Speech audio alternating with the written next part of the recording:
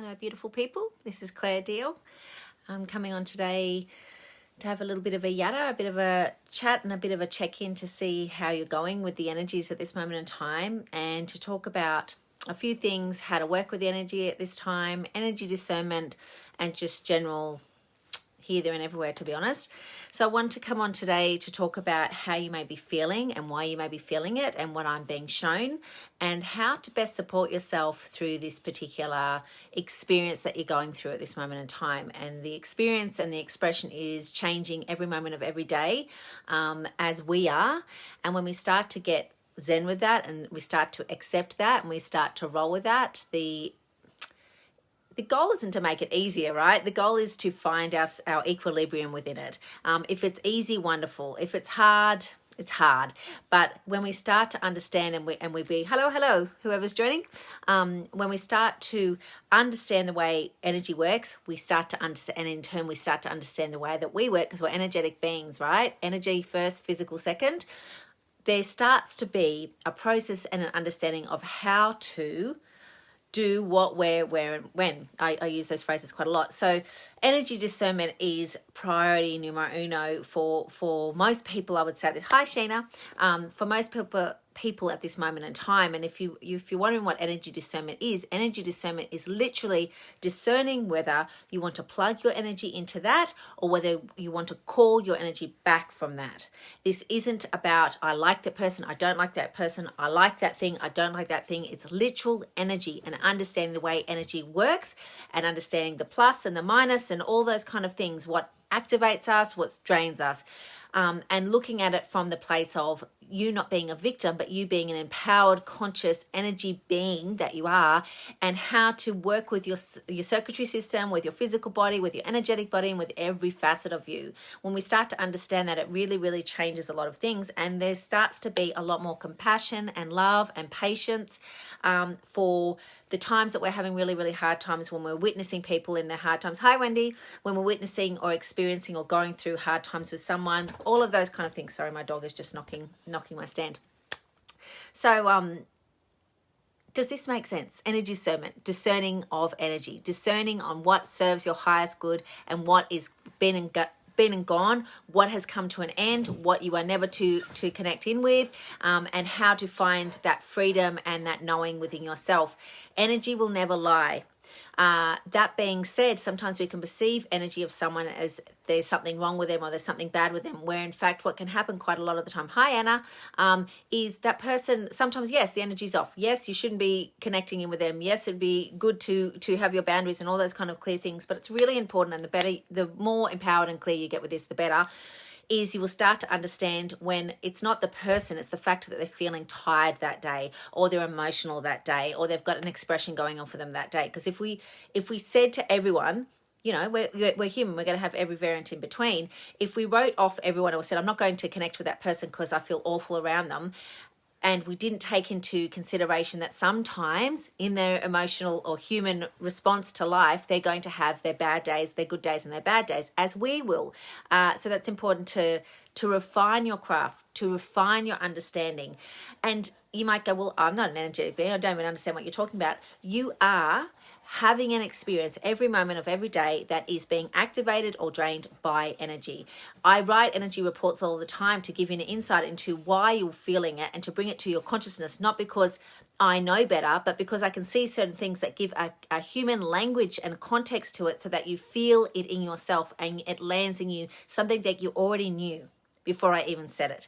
Some part of you or majority of you already knew that truth because it's resonant with you and it affirms what you already knew, and you feel it in your body, you feel it in your energy, you feel it in every facet of you, and then it changes the way that you work with it. Rather than being resistant to it, you start to accept it. And when you start to accept, you start to rest and you start to be and you start to feel a sense of ease amongst the chaos, right? And there is a lot of chaos going on right now. Chaos is not a problem.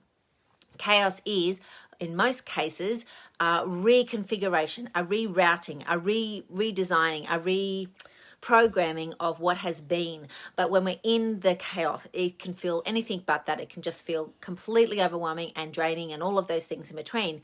But when you start to have energy discernment, you start to understand how to come back to your center, how to find your center, and how to get back to your center. And everyone has a center, and everyone has that place within them that is theirs alone, that they can access and be with, no matter what the external experience is. The thing is, we will avoid it, we will deny it, we will do anything to go out of our way not to connect to it often, because our ego and our mind doesn't understand it and will trip us up time and time and time and time again. So often we think we should just be connected and we should just have this. And, whenever that word should comes in, it's a red flag for me. It's like, check in where that word should come from, because that should is not your voice. That should is the voice of people that you have had around you, or of your parents, or of your family, or of an employee. And it's just filled with pressure and guilt and shame and all of those kind of things. So when we start to look at the word should slipping in, and we start to come back to ourselves, we start to understand when and how and what. And we start to understand that there never really, hi Gabby, there never really is a problem. Never. There's only ever, in every moment, there's an answer and a solution. Every moment of every day, even if our human mind doesn't understand it, even when it looks like right now, there is a problem that we've labeled as a problem, and there is a solution. Nothing is created without the elixir to it. Nothing exists without us putting our energy into it. So everything that ever exists, ever existed, and ever will exist, we put our energy into it. And so energy discernment helps us discern what we want to put our energy into to create into form. And when we get that, we start to be very clear, very strong, very solid in ourselves, and we just say flat out no when it's a no, and we don't let our emotions override what is for our highest good, because in the end, if it's for our highest good, it is for the highest good of all. And sometimes no is the answer that is needed for others, for them to have an understanding of themselves. But if we slip into the ego, that can feel wrong. It can feel cruel, it can feel unkind, it can feel all of these things, where in fact no can be the activator, can be the inspirer, can be the hell yes to you and hell yes to them. But it might feel like that for a while. It might feel really, really uncomfortable if you've always said yes, if you've always bent over backwards to do whatever it is you can for everyone else, even if it was at the detriment of yourself. And in fact, quite a lot of the time, if we've gone against ourselves, we've gone against the person that we're supposed to be serving, or that we're serving in that way, because anything that is depleting us, or that we're doing because we think we should, isn't good for them and isn't good for us. So when you feel that and you see that, it really goes against the conditioning and what we have been taught, especially as women, over our lifetimes. You keep serving, you keep serving, you keep serving, you keep serving to the detriment of yourself, and you keep going no matter what happens. And when the penny starts to drop around that, how different the world would be if there was nourished, activated, inspired, well slept, well loved, well honored women and men in this world. How different it would be in the choices that we would make. How different would it be in the reality that we exist in if we loved and honored and revered ourselves, and then in turn everyone else. Because when we keep living in an existence like we're living in right now, and we keep doing it to the detriment of ourselves, we keep ourselves in this dysfunctional pattern of us and them, right or wrong, good or bad, problem solution, and it keeps going and going and going and going and going. We're just repeating the same cycle again and again and again. And it's up to us to stop and come back to the self and find that center and find that solidity in ourselves and be with that for a while, even especially if it's uncomfortable, and try a new normal, try a new way. Start expressing yourself from what it is you actually have to say, not from what you think you should be saying, or not from the place of, I don't want to make that person uncomfortable. If it's coming from the heart, it's okay. If it's coming from kindness and compassion, even if it makes you and them uncomfortable, that's the elixir for the day. That's the medicine for the day. Who are you to discern that what you have to say, even if you're uncomfortable saying it, isn't the right words, isn't the right language, isn't what is being called to be conveyed for you to experience and express yourself as your sovereign being? Yeah? Steak or clam and what is it? Yeah, I'm just reading. I'll come back to you, Sheena.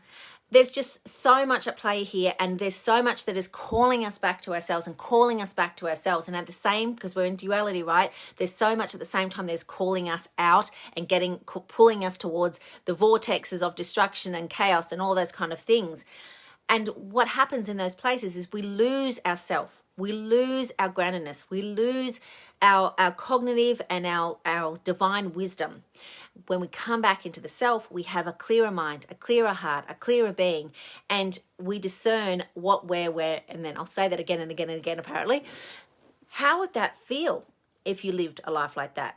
How would it feel if you started saying what you thought, not just to get it out of yourself? It's very, very different than just, I'm just going to purge and dump on that person. I'm not talking about that. I'm talking about having a dialogue and expression with those in your life and those you are yet to meet that is from your heart, that has a language that the words have been previously judged as wrong or riddled with shame or made you feel inadequate because you're not allowed to, or you're not supposed to speak like that, or you're not supposed to think like that, and there's something wrong with you because you feel or you express yourself like that. Who told you that? Where did that belief and programming come from? And even if you come back and you think, oh, it's my dad, it's my mum, it's my sister, there can be a lot of emotion and anger and all of those things come up. That's okay. But what I would invite you to do is to let it come up, let it come up, let it come up, but look for the love amongst it as well. People are always doing the best they can with what they've got, even if it seems dysfunctional. People are working from where they have within themselves, from their faculties, and they're only knowing as they know it. And there's a lot of people that are hitting brick walls at the moment and don't know what to do, so they're just muddling along, and it's really easy to judge them, and it's really easy to belittle them.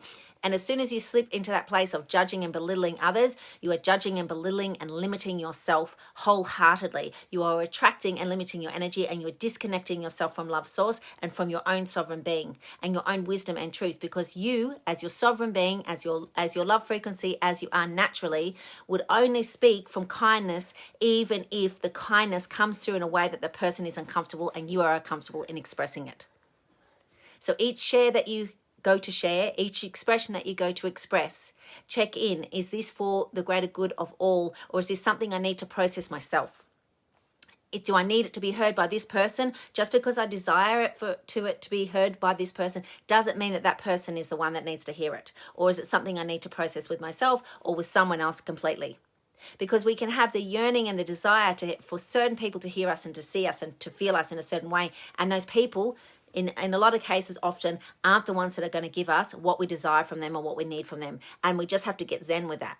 Just because we have the yearning and the desire for that doesn't mean it's going to happen. And that's okay. It may make you sad. It may make you angry. It may make you frustrated. But that energy that you keep pouring out to wanting to connect or be heard or seen or felt by those particular people or that particular person is energy that you need. That is for you to fill yourself up, to activate and energize yourself.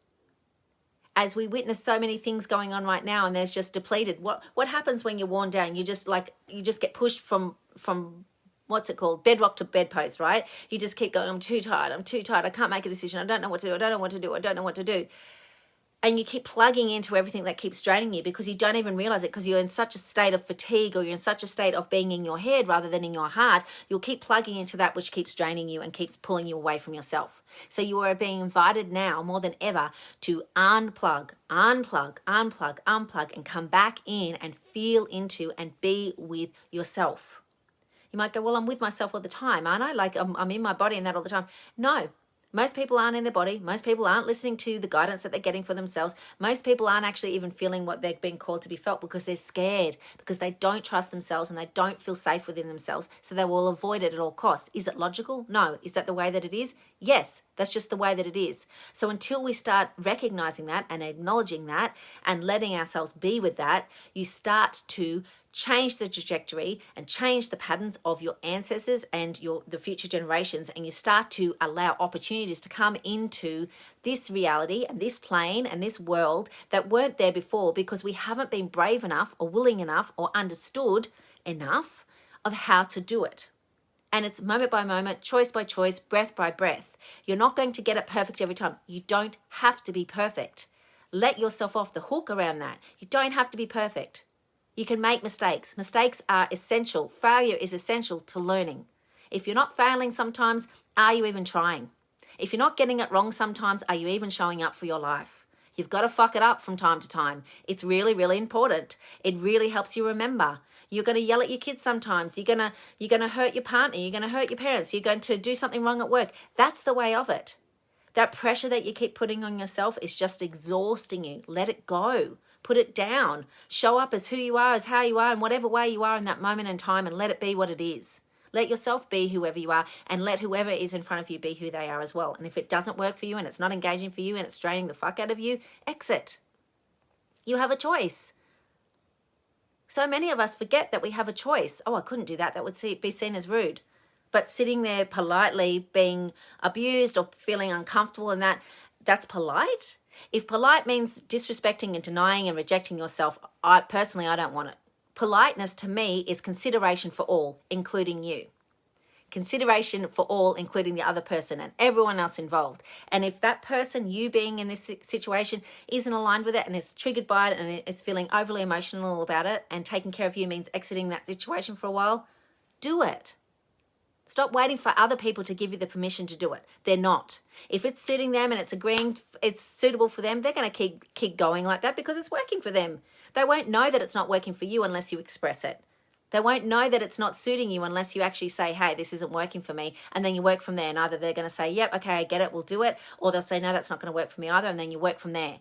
But you holding that energy in and that denying of self again and again and again is why we're in a predicament. Partly why we're in such a predicament as we are now, because we keep giving our power away to every Tom, Dick and Harry, to the shopkeeper, to the butcher, to the guy, the postman, to everyone in between, yeah? And then you start to go, holy shit, I'm literally just handing myself out to everybody. Here, take a piece of me. Here, take a piece of me. Here, take a piece of me.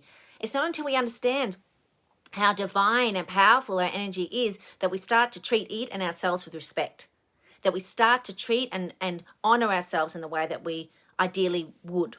Yeah? And when we start to do that, we start to see everyone else with different eyes, and we start to go, wow, you're amazing, you're amazing, you're amazing. Even the arsehole down the street, you kind of change your perception of them too. It's less about labeling. You kind of have a laugh in certain places where before you were just seething with anger. There's a softness and a connection rather than a retraction and a rejection. There's an acceptance of who and what is.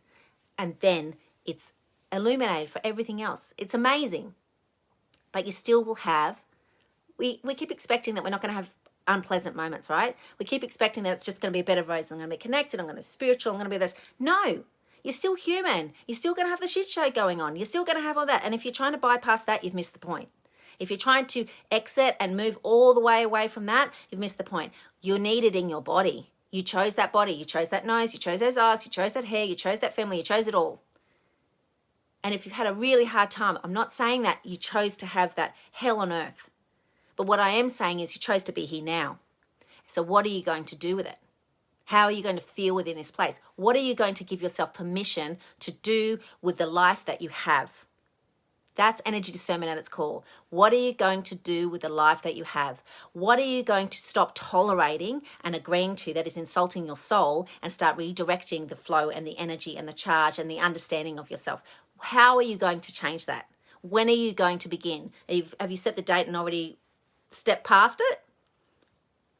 I know I have many a time. I'm going to start this today. I'm going to start doing this today, right? Because I expected it all to be in the one moment, one time. But it's not. It's incremental, piece by piece, moment by moment, moment by moment. We as humans generally have an agenda. I want it to be like this in 3 months. I want it to be like this in 2 weeks. Life doesn't work like that. Life has its own energy and its own plans, right? The divine order of things have their own plans, and we've got to find our groove and our way within it, connected and aware all of the time in our human and with our soul, all of the time.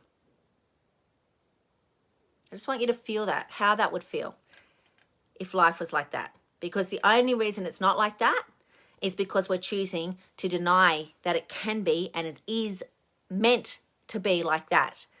Yeah? You wouldn't have the connection. You wouldn't have the knowing. You wouldn't feel the things you felt, whether it be emotions or energy. You wouldn't have the calling to connect with certain people in the way that you do. You wouldn't have the serendipities and the synchronicities in the way that you do. And you wouldn't notice and acknowledge those everyday miracles that are occurring all of the time. They're not rare. They're not rare. They're all of the time. And when you start to acknowledge them and feel gratitude for them, that's when you start to align with that. If you keep acknowledging and agreeing to and being plugged into that is just a siphon for you, there'll just be more of that. I'm not saying be in denial about all those things that are happening. They're happening. Not delusional, right? But if you want to change the direction or the trajectory of your life, remember that the life starts from within, so without. And when you start to do that, then it's like same situation, same relationship, same experience, different reality. Because that's how powerful you are. That's how you were crafted. So I hope that that inspired you or activated you or shitted the hell out of you.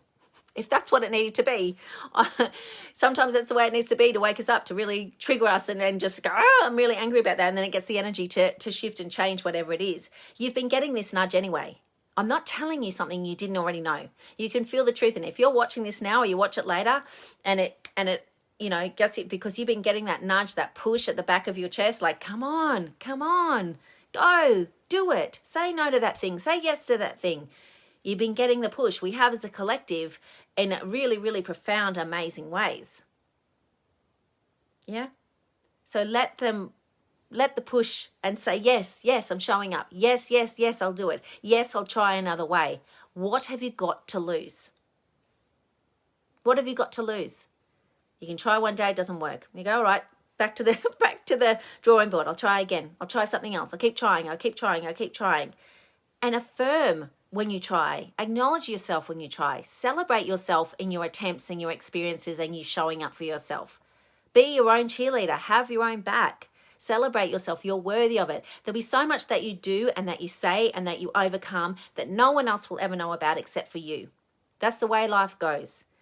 So acknowledge it. Write it down if you want to. Have a celebration acknowledgement book. Whatever you need to do to keep the marker of more things are going right than things are going wrong in the duality language, the more your energy will start to align with that. Speak on the things that are going right. Speak on what's working for you. Speak on how amazing your body is taking care of you, even if you're in pain. Speak on the love that you have for those, even if they don't love you back. Celebrate yourself for the fact that you are brave enough and willing enough to feel that love and share that love. To feel your heart. I just want to see if I missed anyone. I'll come back and answer because I get distracted. I'm a bit ADD in that way. But I felt called to come on and speak on energy discernment and really honing your craft in that. Starting to pay attention to, you go into the store, you feel something. Why do you feel that way? You go and engage with something. Why do you feel that way? How can you take care of yourself? What could you change in that interaction? Do you want to go in that store? Why are you making yourself go into that store if you don't like the feel of it? Don't go into that store. Look for something else that's popping up to say, hey, over here.